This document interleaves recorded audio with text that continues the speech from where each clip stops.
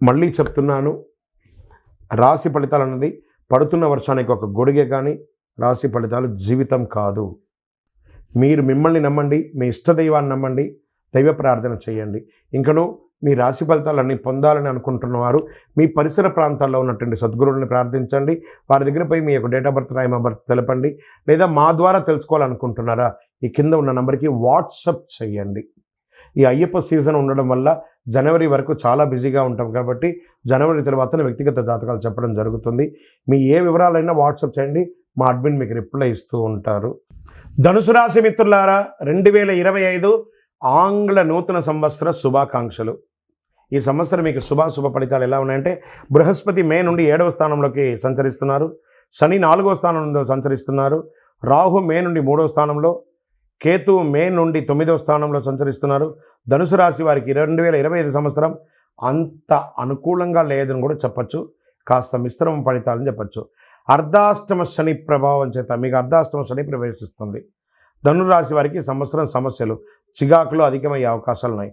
అయినప్పటికీ బృహస్పతి యొక్క ప్రభావం వలన ముఖ్యమైన పనులు పూర్తి చేస్తారు, సులువుగా ఆకట్టుకుని సంబంధాలను పెంపొందించుకుంటారు. ఈ రాశిలో జన్మించిన ఇతరులకు అయస్కాంతంలాగా ఆకర్షిస్తారు మీరు. శుక్రుడి సంచారం కొన్ని రాశుల వారికి కలిసి రానుంది. త్వరలో అదృష్టకాలం, సంతోషం, విజయాలు, ధనయోగం ఉంది.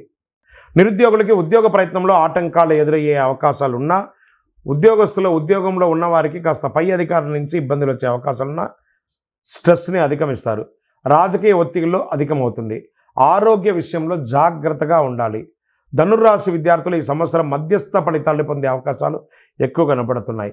ధనుర్రాశి స్త్రీ కుటుంబంలో వాదనలు మరియు ఘర్షణ వాతావరణం ఎక్కువ అయ్యే అవకాశాలున్నాయి, జాగ్రత్త పడండి. వ్యాపారస్తులు మధ్యస్థంగా ఉంది, కాస్త జాగ్రత్తగా పెట్టుబడి పెట్టేటప్పుడు కాస్త జాగ్రత్తగా ఆలోచించి పెట్టుబడి పెట్టండి, లేదా మోసపక్కండి. ఇవి ఒక ఈజీ మనీకి చాలామంది ఇప్పుడు మార్కెట్లో తిరుగుతున్నారు. అలాంటి వాటిలో పెట్టుబడి పెట్టి మొత్తానికి మోసం తెచ్చుకోకండి. బాగా చెప్తున్నాను, మీకు అది కొంచెం అట్రాక్ట్ అవుతారు. ఈజీ మనీకి ధనుసు రాశి వారు బాగా అట్రాక్ట్ అవుతారు, దాన్ని అవ్వకండి. కుటుంబ సమస్యలు అధికంగా పొందే అవకాశాలు ఉన్నాయి. అన్నదమ్ముల మధ్య, అక్కచెల్లెల మధ్య, భార్యాభర్తల మధ్య కూర్చొని మాట్లాడుకొని పరిష్కరించుకోండి. ఆచితూచి వ్యవహరించండి, ఎందుకంటే కుటుంబ సభ్యులతో మాట్లాడేటప్పుడు జాగ్రత్త వహించాలి. రాజకీయ నాయకులకు రాజకీయపరమైనటువంటి ఒత్తిళ్ళు అధికమవుతుంది. సమాజంలో తిరిగేటప్పుడు ప్రజాక్షేత్రంలో చాలా జాగ్రత్తగా ఉండాలి. రైతాంగం మిత్రులకి మిశ్రంగా ఉంటుంది. నూతనంగా ఉద్యోగం కోసం ప్రయత్నం చేసే వాళ్ళు కాస్త ఓపిక పట్టాలి. మార్చి తర్వాత కొంచెం అనుకూలంగా ఉంది. మే తర్వాత వివాహం కాని వారికి వివాహాలు వచ్చే అవకాశాలు కనబడుతున్నాయి. ఐటీ రంగం వారికి స్ట్రెస్ విపరీతంగా ఉంటుంది, జాగ్రత్త పడాలి. ఈ మీడియా రంగం వారికి మిశ్రమ ఫలితాలను కూడా చెప్పచ్చు. సర్వీస్ సెక్టార్లో ఉన్న వాళ్ళకి దినగండంగా కూడా ఒక్కొక్కసారి ఇబ్బంది పడే అవకాశాలు ఉంటుంది. మీకు ఒక పరిహారంగా దీన్ని చెప్పడం జరుగుతున్నాం. ఒక చిన్న పరిహారం చేయండి, శుభ ఫలితాలు పొందుతారు. శని భగవానునికి, ఎందుకంటే అష్టమ శని ఎంటర్ అయింది కాబట్టి అర్ధాష్టమ శని భగవానునికి తైలాభిషేకం చేయండి. నవగ్రహాలకి 19 ప్రదక్షిణలు ప్రతి శనివారం చేయండి. కాకికి బెల్లం ముక్క పెట్టండి.